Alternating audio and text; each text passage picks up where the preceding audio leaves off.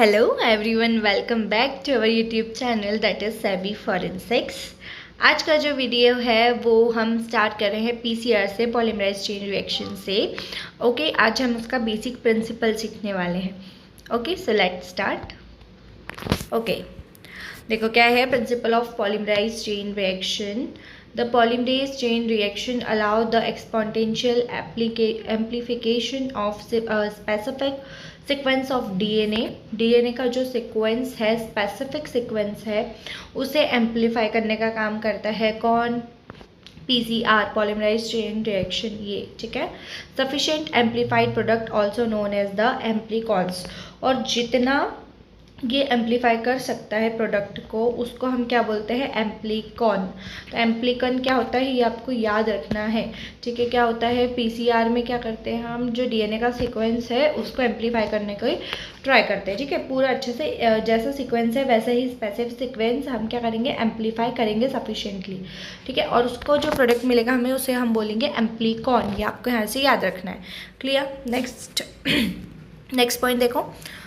For a various downstream applications, the technique is very highly sensitive, can amplify very small quantity of DNA. Therefore, it can be used for analysis of sample of limited quantity। मतलब ये बहुत सारी procedure जो downstreaming applications होती है, techniques होती है, उसमें यूज्ड होती है। वेरी हाई सेंसिटिव ये टेक्निक होती है, ठीक है। और ये एम्पलीफाई कर देती है जितना भी डीएनए आपको मिला। अगर आपको बहुत स्मॉल क्वांटिटी में अगर डीएनए मिला है तो उसे भी ये क्या कर देगी? एम्पलीफाई कर देगी। It can use for analysis for the sample of limited quantity. आपके पास कितना भी लिमिटेड सैम्पल हो, पीसीआर आप उसका कर सकते हो, ठीक है।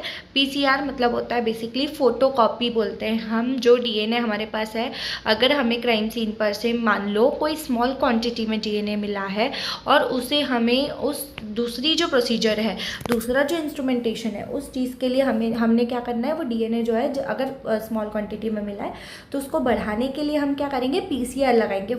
पीसीआर इट मीन्स फोटोकॉपीज़, ठीक है। तो डीएनए की, उसी सेम डीएनए की फोटोकॉपीज़, मल्टीपल कॉपीज़ बनाएंगे, ताकि हम जो फर्दर आपकी जो भी इंस्ट्रूमेंटेशन है, लाइक आपका पैटर्निटी के लिए अगर हम डीएनए प्रोफाइलिंग कर रहे हैं या कोई डीएनए फिंगरप्रिंटिंग कर रहे हैं, उन सारी चीज़ों के लिए अगर हमें जितना सैंपल चाहिए तो उसको लगाना है, तो हमें क्या करना होगा? सबसे पहले पीसीआर करना पड़ेगा, ठीक है।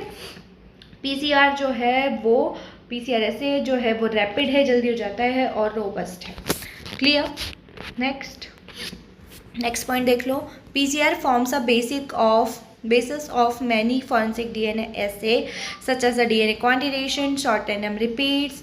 short tandem repeats का शॉर्ट फॉर्म है STR, याद रखना, ठीक है। Short term repeat profiling and mitochondrial DNA sequencing. Mitochondrial DNA sequencing को हम mtDNA सीक्वेंसिंग भी कहते हैं, ठीक है। तो इन सब चीज़ों के लिए हमें पीसीआर जो है वो बेस बनता है, इन सब चीज़ों के लिए, ये सारी टेक्निक्स के लिए। क्लियर? नेक्स्ट देखो point. The concept of synthesising DNA by 1970s in the mid 1970 से 1980 के बीच में आया था आपका पीसीआर, ठीक है। और ये फाइनली डेवलप किया था किसने? कैरी मुलस ने। याद रखना, इंपॉर्टेंट है ये, ठीक है। किसने डेवलप किया पीसीआर?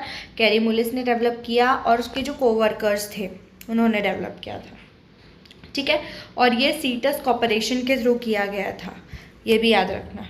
क्या याद रखोगे यहाँ से? कैरी मुलस कब हुआ था? 1970 से 1980 के बीच में हुआ था, मिड में हुआ था। सीटस कॉर्पोरेशन में डेवलप हुआ था ये। कैरी मुलस और उनके कोवर्कर्स ने किया था।